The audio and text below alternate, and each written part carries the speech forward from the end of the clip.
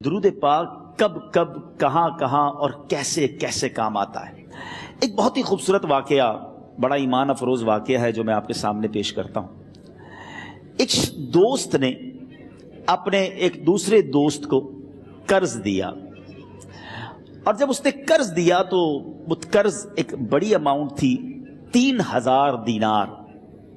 وہ ٹائم آ گیا جب اس ٹائم وہ قرض لینے کے لیے اپنے دوست کے پاس گیا کہ بھائی مجھے میرے پیسے واپس دو، تو اس نے کہا کہ پیسے تو نہیں ہے میرے پاس، میں کولیپس ہو گیا ہوں، بزنس اب میرا ختم ہو گیا ہے، میں تمہاری رقم نہیں دے سکتا۔ اس نے ایک اور ٹائم دے دیا اسے کہ ٹھیک ہے اب اتنے وقت دنوں کے بعد میں دے دوں گا۔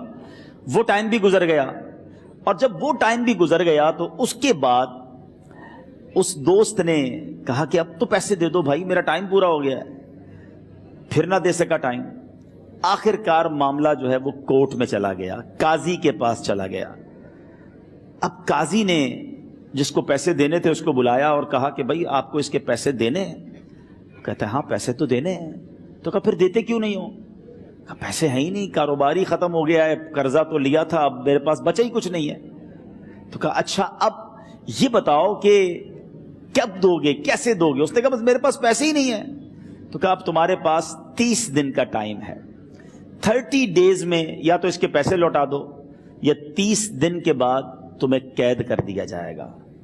یہ شخص اب گھر آیا، پیسے تو تھے نہیں، مگر شاید علماء نے لکھا کتابوں میں، یہ واقعہ کئی بڑی بڑی کتابوں میں لکھا اور درود پاک کے فضائل کی بڑی بڑی کتابوں میں لکھا، اور اس شخص نے سوچا کہ اس نے ایک حدیث پاک پڑھی ہوئی تھی کہ جس میں یہ نبی پاک علیہ الصلوۃ والسلام نے فرمایا ہے، جس کا مضمون ہے کہ جو شخص پریشان ہو، مصیبت زدہ ہو، اسے چاہیے کہ مجھ پر کثرت سے درود پاک پڑھے، کیونکہ درود پڑھنا مصیبتوں اور پریشانیوں کو لے جاتا ہے۔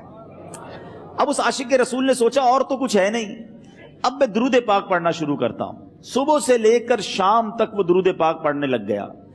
27 دن گزر گئے، only 3 days left، 3 دن باقی تھے قاضی کے پاس جانے میں۔ 27 دن گزر گئے درود پڑھتے پڑھتے۔ جب 28ویں رات آئی تو آنکھیں تو بند ہوئیں، مگر خواب میں اسے ایک آواز آئی، گھبراؤ نہیں، تمہارا قرضہ ادا کر دیا جائے گا، تمہارا مسئلہ سالو ہو جائے گا۔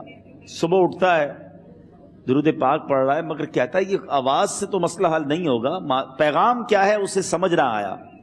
28واں دن گزر گیا، 29ویں رات آ گئی، مگر اب آنکھیں بند ہوئیں اور قسمت جاگ اٹھی۔ نبی پاک صاحب لولاک صلی اللہ تعالی علیہ وسلم خواب میں تشریف لائے۔